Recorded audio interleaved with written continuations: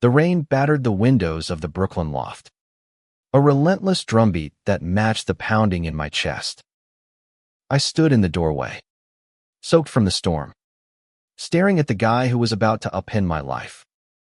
Ethan Caldwell, my new roommate, didn't even look up from his book as I stumbled in, dripping wet and late. He was all sharp edges, high cheekbones, a jaw that could cut glass, and eyes like a winter sky, cold and unyielding. I'd seen his name on the lease agreement, but nothing prepared me for the way he filled the room with silence. "You're late," he said, his voice low, clipped, like he was rationing his words. I forced a grin, shaking water from my hair. "Yeah." Subway decided to have a meltdown. "I'm Noah. By the way." He flicked his gaze to me, just for a second, and I swear I saw something flicker in those icy blues, a spark. Maybe. Or a warning. Then it was gone, and he was back to his book, dismissing me without another word. I stood there, feeling like an intruder in my own apartment, wondering what the hell I'd gotten myself into. The loft was a mess of contrasts, much like Ethan himself. Exposed brick walls and hardwood floors gave it a raw, industrial charm. But his side was pristine, books stacked neatly, a single mug on the counter, everything in its place. My side, a chaos of unpacked boxes, art supplies, and half-finished canvases. I'm a painter, or at least I'm trying to be, chasing a dream in a city that chews up dreamers like me. Ethan, I'd learn later, was a law student at NYU, all discipline and focus. The kind of guy who seemed to have his life mapped out while I was still doodling in the margins. That first night, I tried to break the ice. "So, you from around here?" I asked, flopping onto the couch with a beer. "Connecticut," he said, not looking up. "Cool. I'm from Ohio. Small town. Big dreams. You know." I waited for a response, but he just turned a page. "Okay. Then." I sipped my beer, the silence stretching like a tightrope between us. I wasn't used to this. People usually liked me. I'm the guy who makes friends at coffee shops, who gets invited to strangers' parties. But Ethan, he was a fortress, and I had no idea how to scale the walls. Over the next few days, I tried everything: casual questions, bad jokes, even leaving a slice of pizza on his desk with a post-it that said, "Peace offering." He ate the pizza, but didn't acknowledge the note. I started to wonder if he hated me, or if he just hated everyone. But then I'd catch him watching me when he thought I wasn't looking, his eyes lingering a beat too long. And that spark I'd seen on day one would flare again, quick and elusive. It was confusing as hell. One night, I came home late from a gallery event, buzzing with cheap wine and optimism. Ethan was at the kitchen counter, typing furiously on his laptop, his brow furrowed. "Good night?" he asked, surprising me. It was the first time he'd initiated conversation. "Yeah, actually. Got some feedback on my work. They said I've got potential." I grinned, leaning against the counter. "You ever go to art shows?" "No." His tone was flat, but his fingers paused on the keyboard. "You should. Might loosen you up a bit." I meant it as a tease, but his expression darkened, and I regretted it instantly.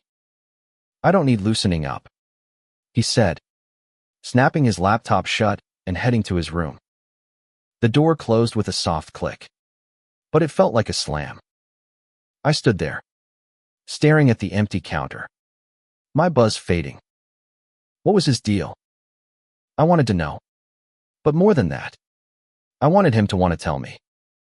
There was something about Ethan beneath the cold, the distance that pulled at me like gravity. I didn't know if it was his mystery or that fleeting fire in his eyes, but I was hooked.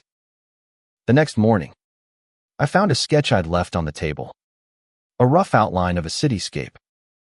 There was a note in sharp, precise handwriting, good lines. Keep going. My heart did a stupid little flip. It wasn't much, but it was something. A crack in the wall.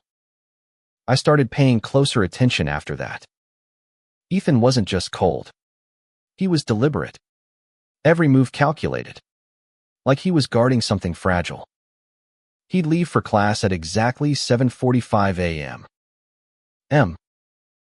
His tie perfectly knotted. But sometimes I'd hear him pacing at 2 a.m. The floorboards creaking under his restless steps. Once, I caught him staring out the window, his face soft, almost vulnerable, before he noticed me and the mask snapped back into place. A week later, I decided to push my luck. I was working on a canvas in the living room, paint smudged on my hands, when I called out, "Hey, Ethan, you ever try painting? It's therapeutic."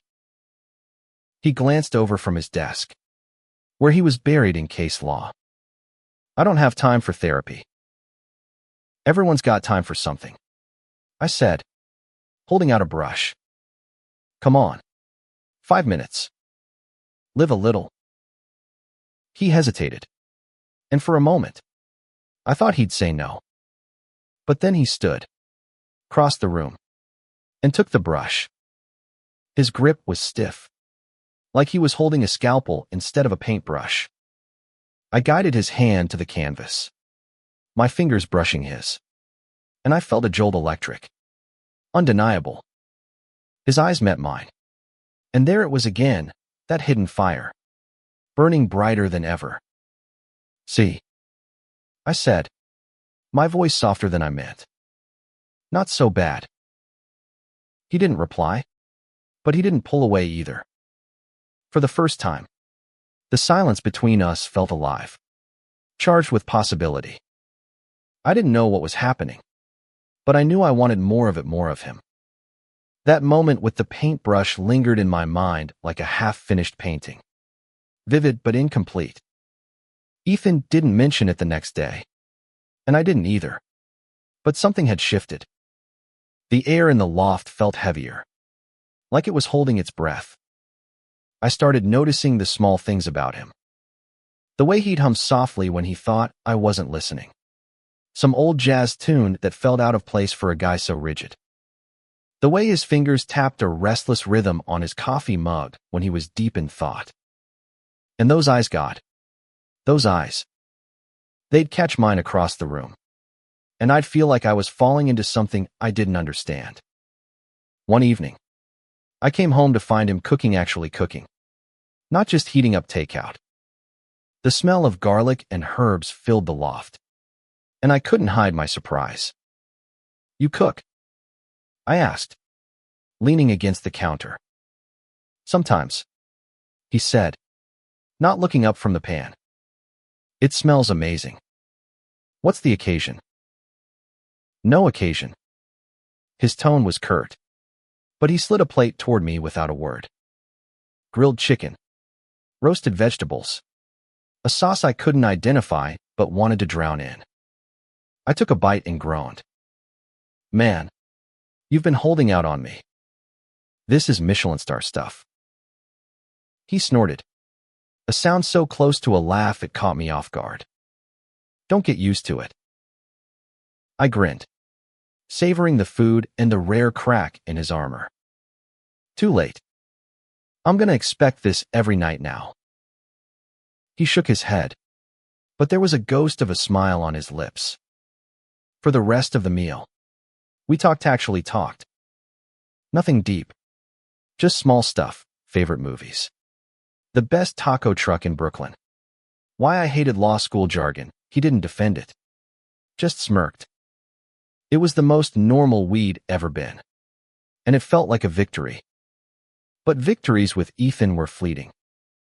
The next day, he was back to his usual self, buried in his books, answering my questions with one-word grunts. I try not to take it personally, but it stung. I wanted that Ethan from the kitchen, the one who almost laughed, who cooked like he was pouring his soul into it. A few nights later, I pushed again. I was sketching at the table, and he was reading. The loft quiet except for the hum of the city outside. "Hey, Ethan," I said, keeping my tone light. "You ever think about what you'd do if you weren't, like, destined to be a lawyer?" His eyes flicked up, sharp and guarded. "I don't have the luxury of thinking about that." "Why not?" He closed his book, the movement deliberate. "Not everyone gets to chase dreams, Noah. Some of us have responsibilities." The edge in his voice made me pause, but I couldn't let it go. "Sure, but what's the point of all that responsibility if you're not happy?" He stared at me, and for a second, I thought he'd shut down again. But then he said, so quietly I almost missed it, "Happiness isn't the goal." I didn't know what to say to that. It was like he'd opened a window to something raw, something I wasn't supposed to see. Before I could respond, he stood and disappeared into his room. The next week was a blur of classes, gallery submissions, and Ethan's unpredictable moods. One day he'd be almost warm, sharing a coffee or commenting on my sketches. The next, he'd be a ghost, barely acknowledging me. It was maddening, but it only made me want to understand him more. Then came the night that changed everything. I was up late, painting, when I heard a crash from Ethan's room. I froze, paintbrush in hand, listening. Another sound, a muffled curse. Then silence. I knocked on his door. "Ethan, you okay?" No answer. I pushed the door open, heart pounding. He was sitting on the floor, surrounded by shattered glass from a broken lamp, his hands shaking. His eyes met mine, and for the first time, they weren't cold. They were terrified. "Ethan, what happened?" I crouched beside him, careful of the glass. "Nothing," he said, but his voice cracked. "Just dropped it."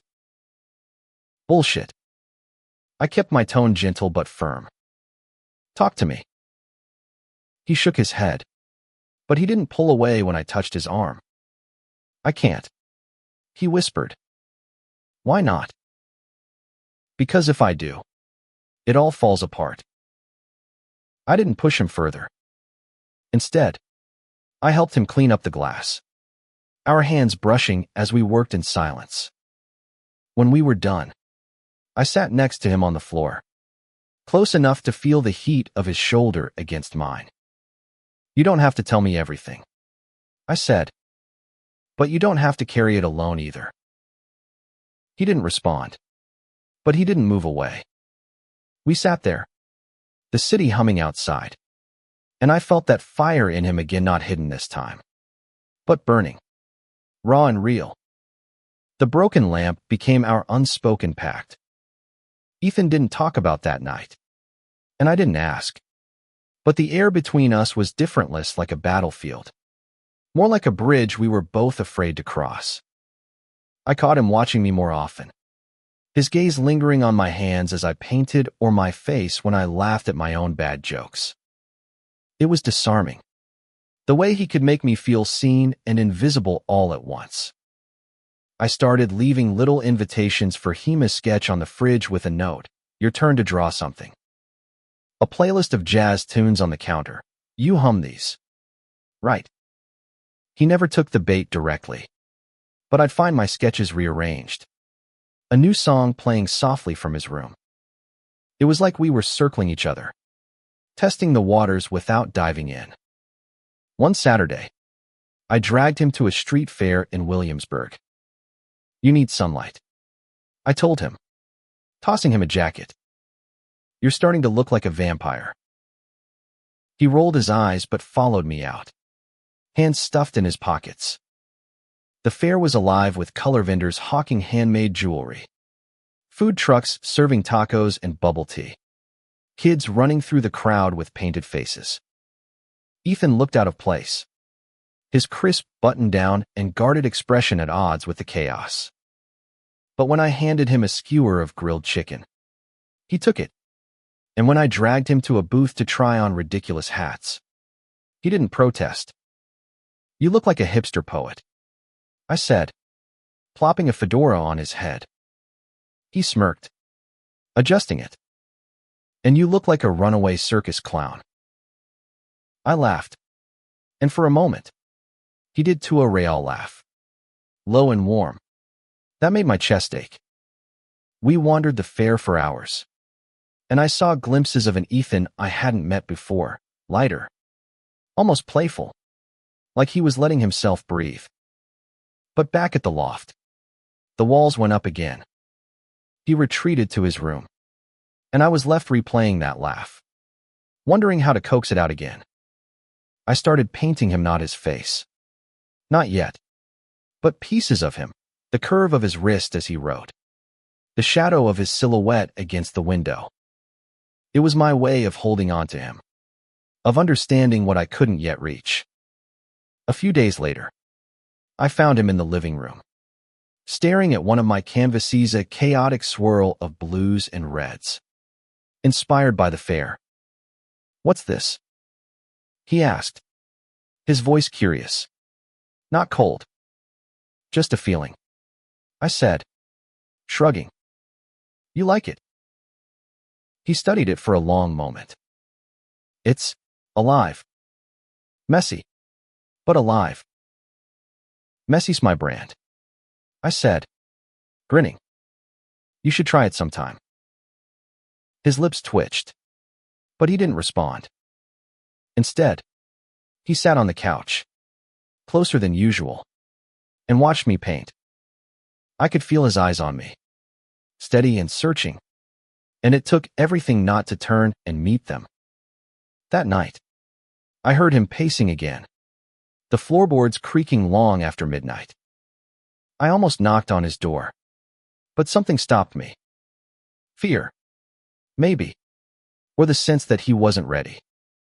Instead, I left a new sketch on the table, a rough outline of two figures at a fair.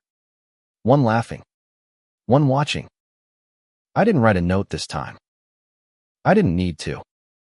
The next morning, the sketch was gone, and in its place was a single word in Ethan's sharp handwriting: "Thanks." My heart did that stupid flip again. But it was more than that now. It was hope, fragile and fierce, that maybe, just maybe, he was starting to let me in. Hope is a dangerous thing. It makes you bold, reckless even, and I was no exception.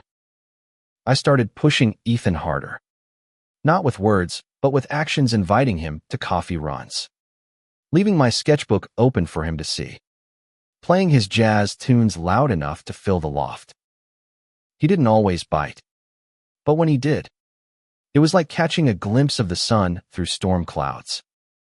One evening, I convinced him to watch a movie with me, an old indie flick about two misfits finding each other in a city that didn't care. I sprawled on the couch.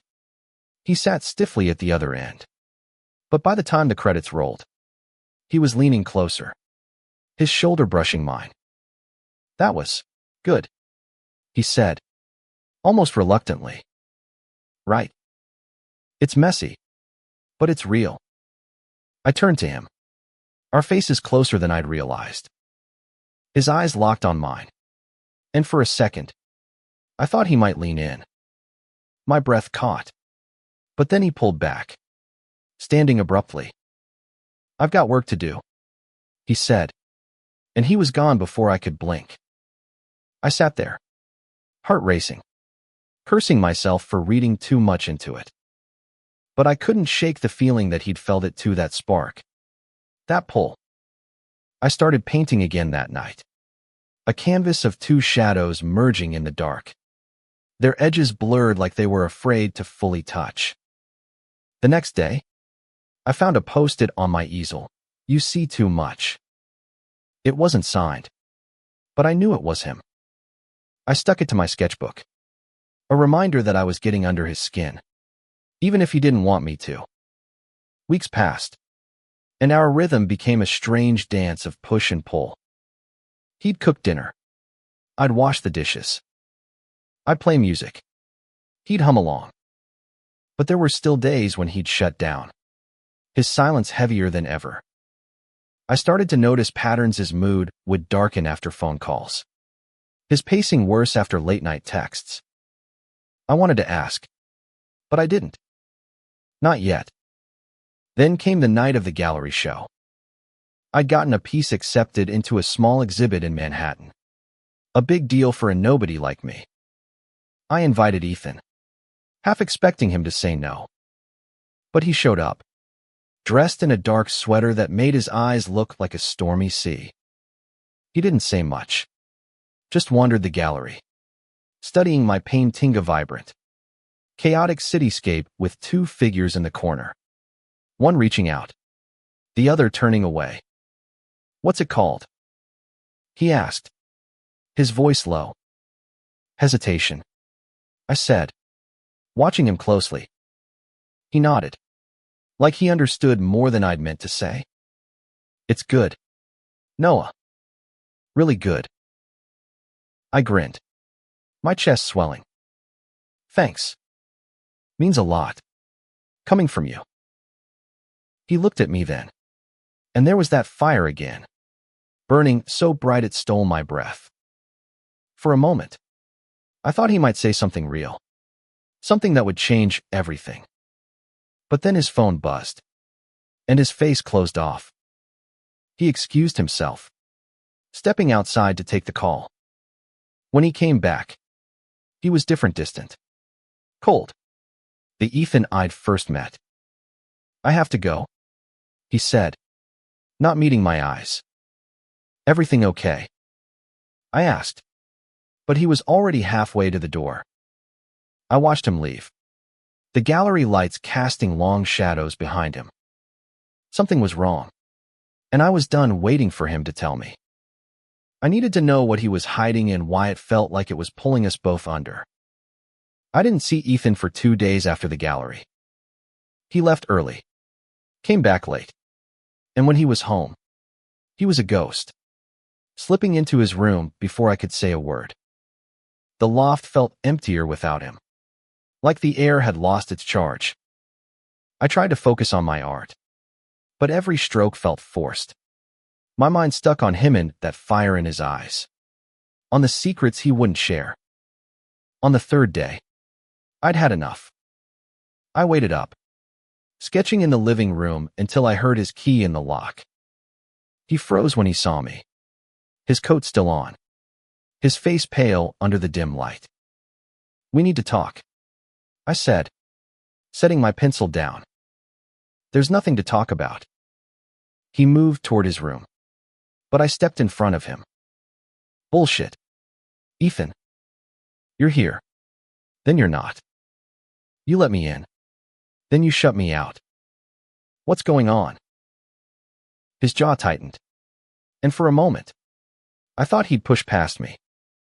But then his shoulders sagged, and he looked at me while I looked at me for the first time in days. "You wouldn't understand," he said, his voice raw. "Try me."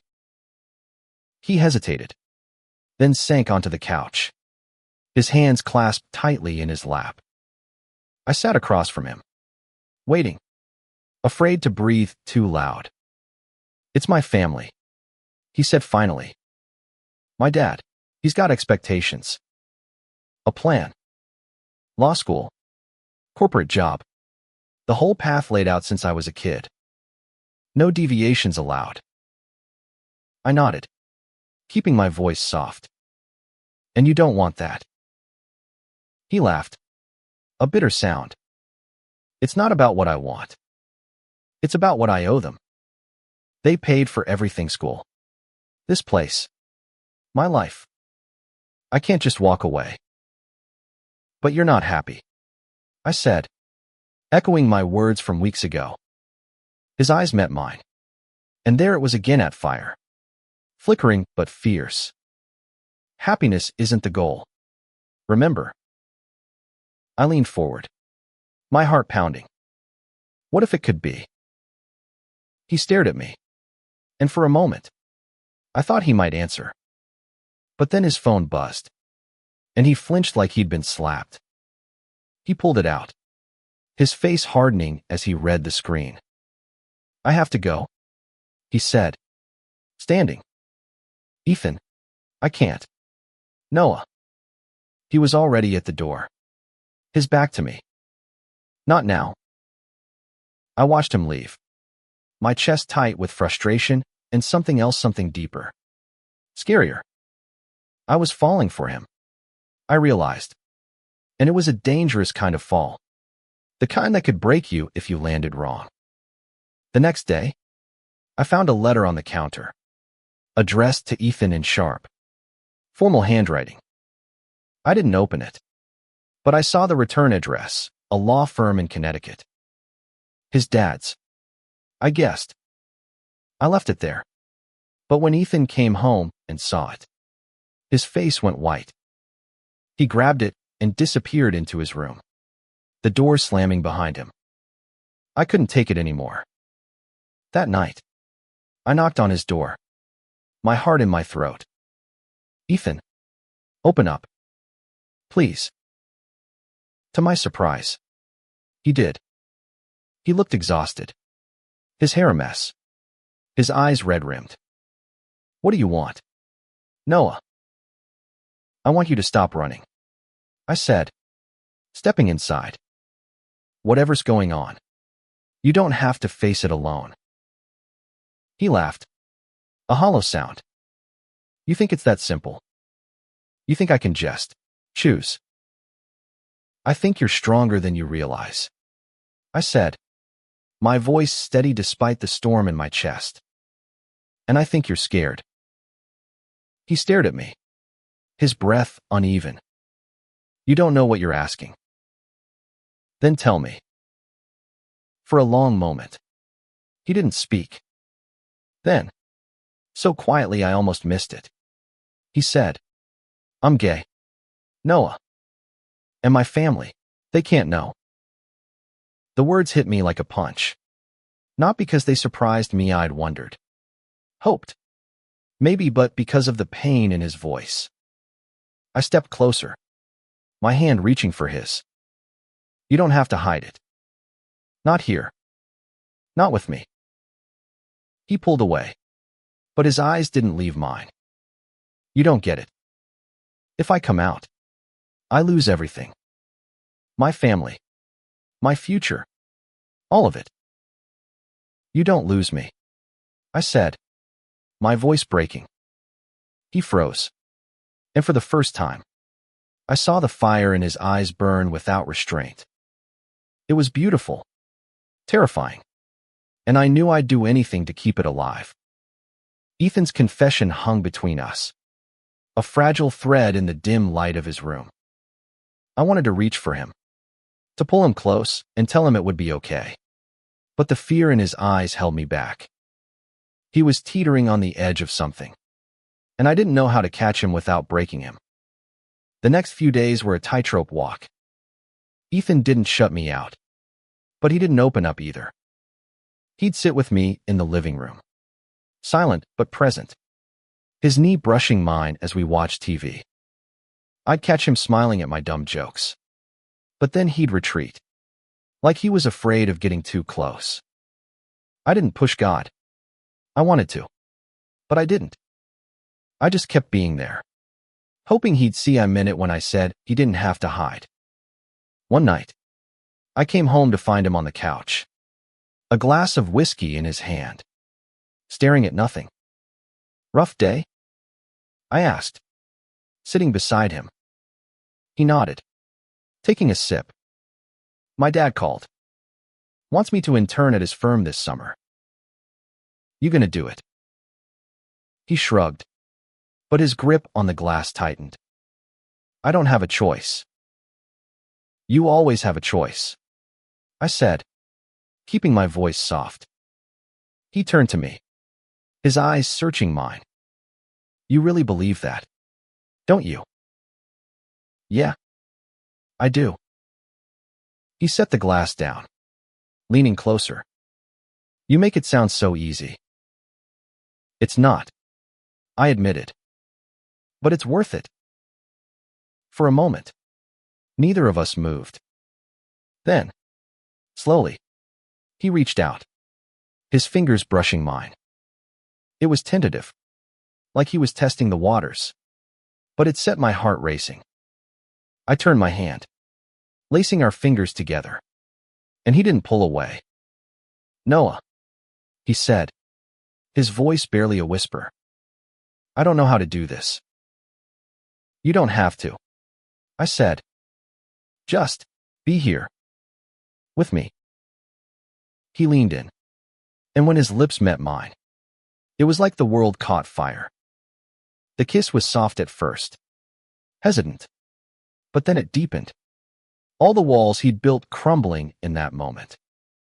I felt his hands on my face, his breath warm against my skin, and I knew I'd never forget this, the taste of whiskey, the weight of his truth, the fire that had finally broken free. We pulled apart, breathless, and he rested his forehead against mine. I'm scared, he whispered. I know, I said, my thumb brushing his cheek. But I've got you. For the first time, he didn't argue. He just held on, and I held him back.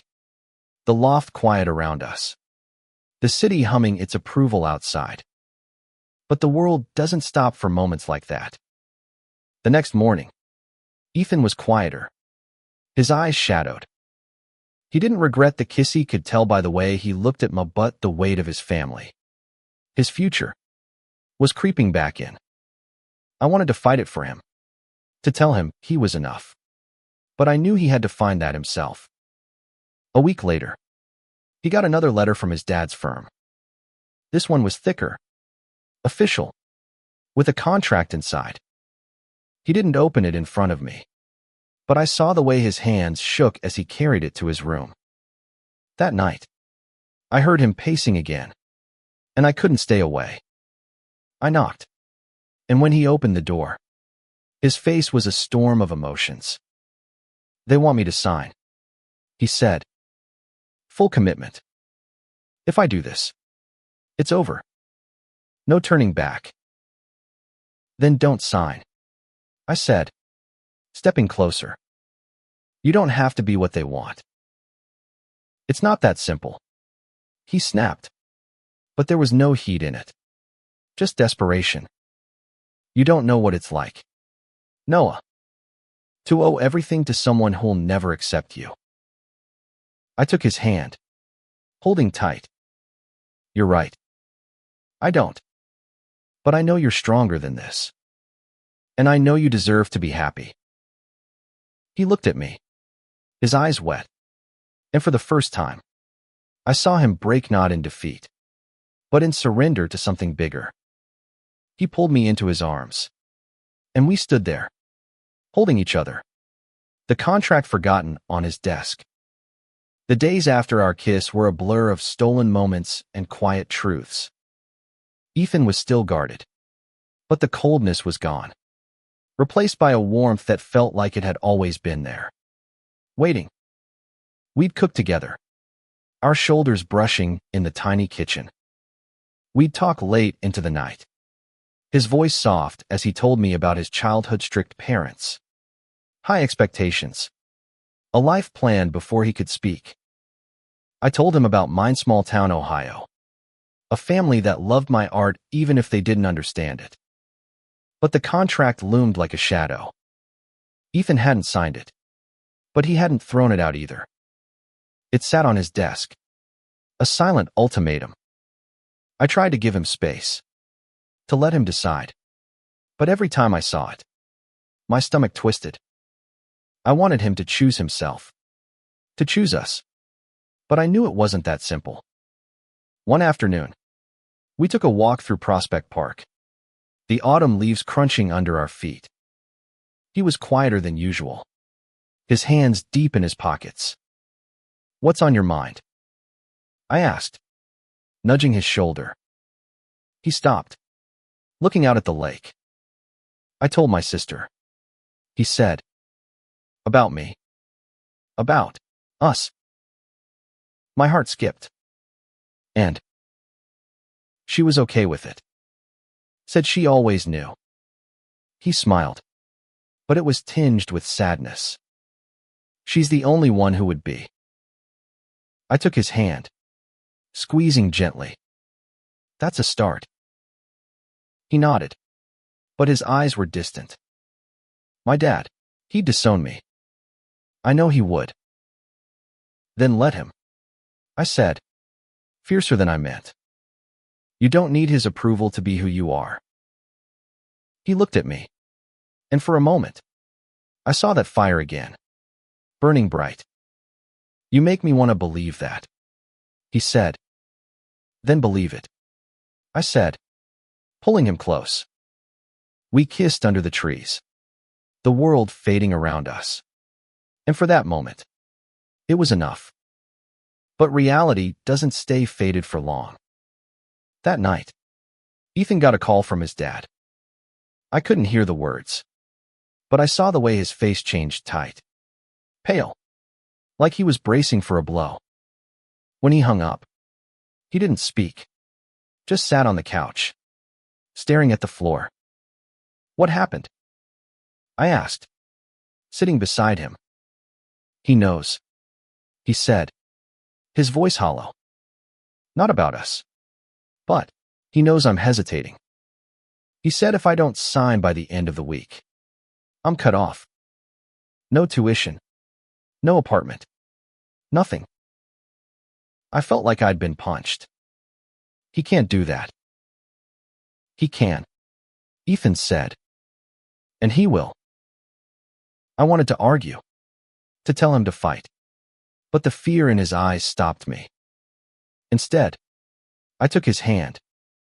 "Whatever happens, we'll figure it out. Together."